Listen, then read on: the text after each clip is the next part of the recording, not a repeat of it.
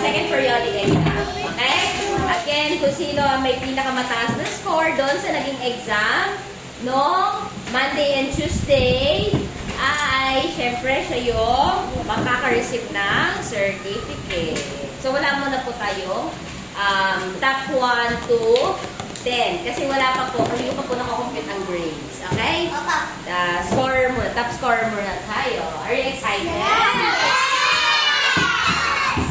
Let's see. Top scorer is Filipino. Sino?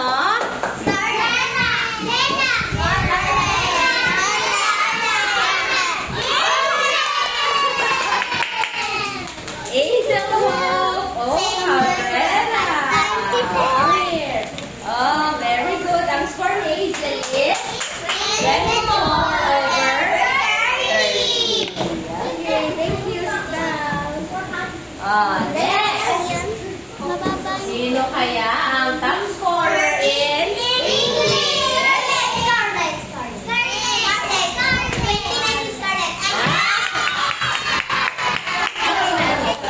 Come here. Scarlett. Alam ng classmate na 29 ang score niya. Kaya talagang siya ang top kasi wala pang na-perfect doon sa English. Good job! Thank you very much, classmate.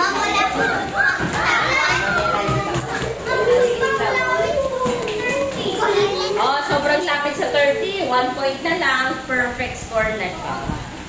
Very good, very good. Next. Top scorer is...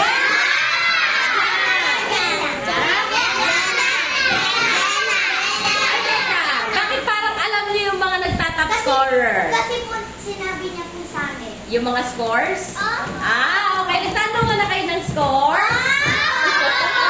Kaya po alam na namin yung ano. Inabangan niyo pala talaga. Okay. Jenny! Tama. Ang score niya is 24 over 30. Siya yung pinakamataas na nakuha sa math. Thank you. Eto, mahuhulaan niyo ba? Top scorer in Makabansa? Hindi po. Bakit? Hindi niyo mahulaan? Ay, bakit? Ay, wait. Ito ay bago.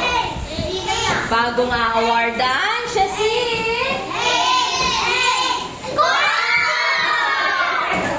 Oh, napakan natin si Cor.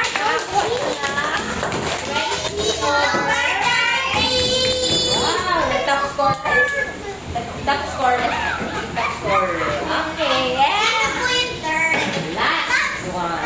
Top scorer is GMRC. Si... Scarlett, nakakuha siya na 28 over 30, which is the highest score. Okay? Dalawa lang yung mali. Kanina sa English niya is isa lang yung mali. So, palakpakan natin yung mga klase natin na atin yun nag-top scorer. Congratulations! Galing. Para kayo naman, sa susunod, every time may periodic test, since alam niyo naman na ako ay nagbibigay ng top scorer, you can do whatever you want, mag-aral na mabuti para maka-top. Kaya-kaya niyo yan. Si Courtney nga nakalusot, di ba? Hindi siya kasama nung first quarter, pero ngayon second quarter, nakasama na siya. Okay? Yung una. Yung kasama kayo sa top 10, di ba? Okay. Yung aking, pipicturean ko